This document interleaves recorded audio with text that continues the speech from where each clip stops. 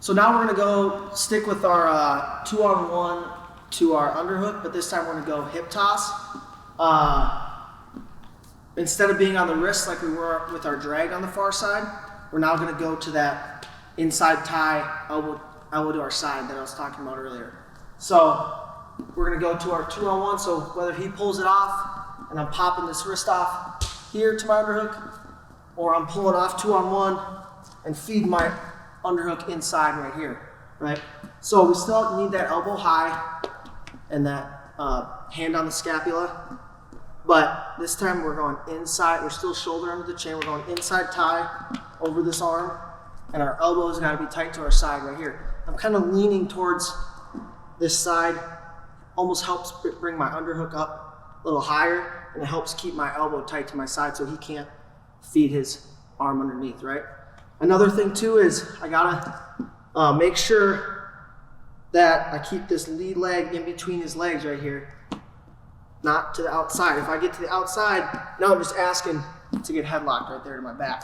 But if I stay here and I stay in hips, low center of gravity with my hips, keeping my hips in tight to his, he tries a headlock right here, and it's a lot harder. I can just get my back straight and go into him. So we're here, underhook, inside tie. Now, to go to our hip toss, when I show this, a lot of times kids, or just people in general, when I show it, they go step through to try to really throw them up and over a big throw. It's more of a sag with this underhook. We're sagging our hips down and bringing them with us.